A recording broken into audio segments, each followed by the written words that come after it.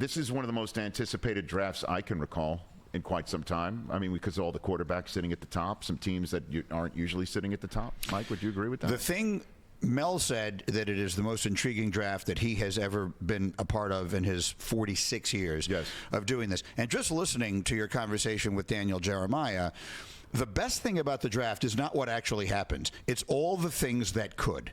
Right? Once it actually happens, then it was what it was. It probably most of the shocking twists and turns that we're anticipating are not going to wind up happening tonight.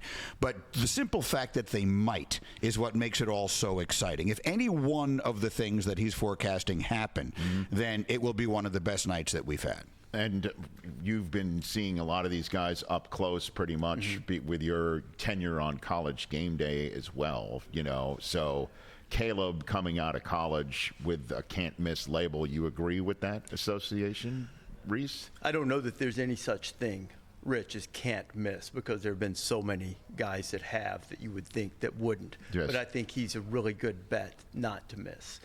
He's got everything you want. He's got a personality that some people find a little unusual, yet coaches, teammates kind of gravitate to him. I mean, look at his first year at Oklahoma. It was clear, no disrespect intended to Spencer Rattler, but people wanted him to play. He drew people to him. And I think that's really important for that position, particularly if you're going to go 1 overall. And it seems that the Bears did a wise thing of making sure that some of the players, some of their leaders, got to know Caleb a little bit. I think he's going to be sensational. That said, Greeny's tired of hearing me say it. I love Drake Maye. I'm done with the Drake Maye blasphemy. Whoever gets the Drake Maye pick wins the draft. Wow. Okay. I need Rece Davis showing up with the Patriots fan, so I'm very excited. Well, Tim Hasselbeck completely agrees, by the way. Tim Hasselbeck, whose opinion I value, says he is the best prospect in this draft. But I would make 2 points. The first is far more young quarterbacks are ruined than developed in the NFL. So who that winds up sounds succeeding? Like personal experience. But it's true. Well, look, it's not just the Jets. Do we think Sam Darnold's destiny was to be a journeyman backup somewhere when people were sucking for Sam, you know, all that time that he was at USC? Do we think that Justin Fields wasn't good enough, that Mitch Trubisky wasn't good enough? These guys get put into positions where they have almost no chance to succeed, and then we call them busts. So that's number one. Where are these guys going to wind up? That's going to determine how good they are. The second thing, and I heard you and Daniel talking about this, and there's a part of me that disagrees. When we say the Patriots need to come out of this with a draft, with a quarterback, excuse me, here's what I would say. Let's say you really want to get married. You should not marry the first person who seems like they might be willing to marry you. If that person doesn't seem like the right person to marry for whatever reason, you're probably better off working on yourself for a little while and trying to find someone else. Which is to say, if you draft Drake Maye, I'm just using him as an example, or J.J. McCarthy or whomever, because come hell or high water, we need to come out of this weekend with a quarterback, but they aren't someone that you fully believe in. They aren't someone that you think is the right person to be there for you for the next 10 years. Then on some level, you may be making a bigger mistake than not coming out of it in the first place, because you'll be chasing, trying to make that work longer than it would take you to find someone else. And I totally understand that you shouldn't just get married for the sake of getting married, but the Patriots over the last couple of years have been in the basement screaming for the meatloaf. Okay, you know, fair. And so I think it is time to crash this wedding. And certainly the owner has come out and basically said, I'm going to let the guys who are making decisions, you know, I like to delegate, says Robert Kraft, but I sure would like to see a young quarterback in our quarterback room. He had a young quarterback in his quarterback room who looked pretty good as a rookie and led that team to the playoffs. And then Bill Belichick, for reasons known only to him, decided to replace his offensive coordinator who departed to become a head coach somewhere else with two guys who never had coached offense and definitively didn't know how to.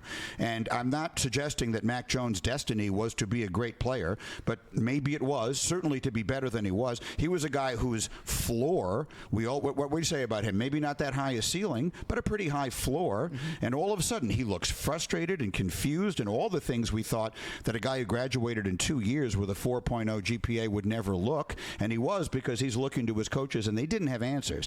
So that's the point I'm making. They screwed that up. They screwed up Mac Jones way worse than Mac Jones screwed up.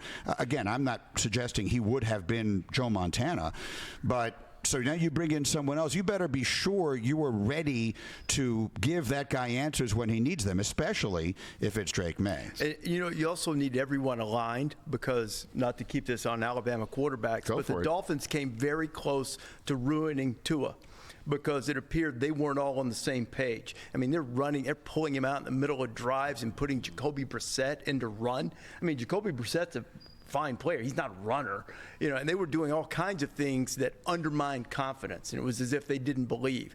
Whoever you wind up with, if there, for instance, tonight, if there are people in the Commanders camp who believe they should take Drake Maye or J.J. McCarthy, and they take Jaden Daniels, once that pick's made, everybody better get on board and push in the same direction and not do things that are going to undermine their success, because, to Mike's point, there are precious few guys out there talented enough to transcend everything around them. Top of my head, Elway, Luck, Cam, maybe Mike Vick. I don't know. That, you know, can elevate everything else around them coming out of college, and you don't have to be in perfect alignment. I'm not sure you have anybody in that draft that is that caliber. Maybe Caleb, but you better get on the same page once you make your pick. Why do you like Drake Maye so much? He's a way better athlete. Reminds me a lot of Luck, a little bit of Herbert. Way better athlete than he gets credit for. Natural leader, can make every throw. I get the stuff that he gets a little lazy and will miss a layup every now and then because of the footwork. Character is off the charts. Took all of his NIL money, made sure everybody else on the team got paid. And if you want to talk about the gravitas that he has, I was at a Duke-Carolina basketball game, and the most popular guy in the building was Drake Maye. And to have that on that campus is pretty impressive. People love him there. And I think he's everything you look for, but you still have to support him. I think he's a Patriot by the end of the night. I really do. Catch the Rich Eisen Show every single day on the Roku channel, 12 to 3 Eastern, for free.